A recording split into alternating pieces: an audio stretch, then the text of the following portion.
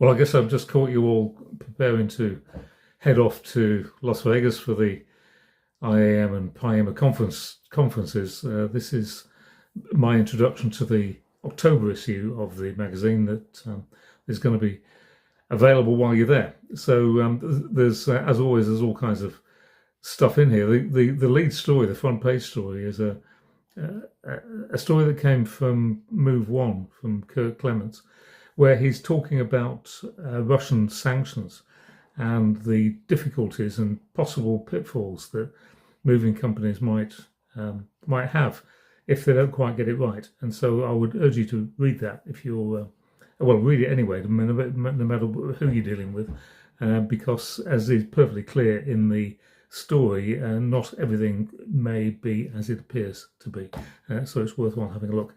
That one, there's an interview that I'm very pleased with Robert Vorman, and he's been. I was asking him about succession planning for a family business. Of course, is a family business, and but I was also asking about employing new staff and retaining new staff and retaining staff, which has been very much the topic, an important topic that's been going around this year, and I thought he might have some interesting thoughts on it, which indeed he did have, some that I'd never heard before. So I would urge you to read that story too, because I'm sure you find it useful.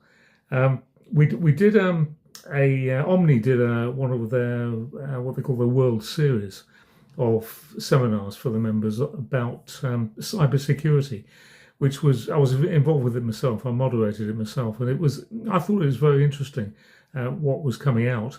And one of the things that came out particularly from that session was about the importance of education of staff, because many cyber breaches come from internally by accident usually.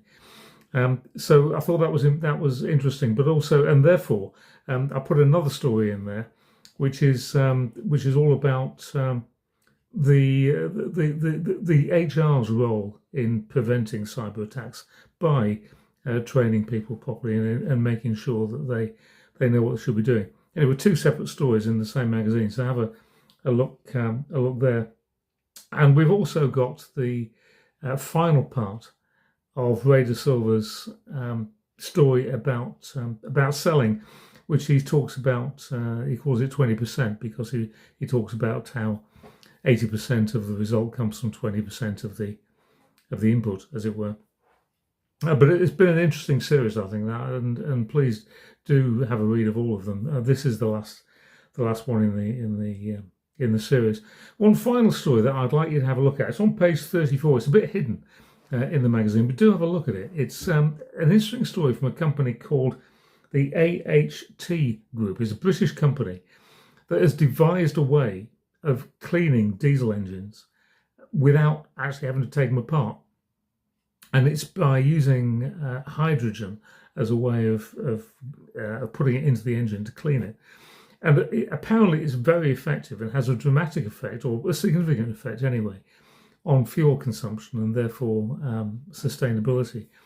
It's been tested by Ables in the UK, which is part of the AGM group, and successfully. But it's also been tested independently by ICL, which is a major chemicals company, at the Millbrook testing ground in the UK, which is a very well-known testing establishment for vehicles, just down the road from where I live, actually. And it's been tested there.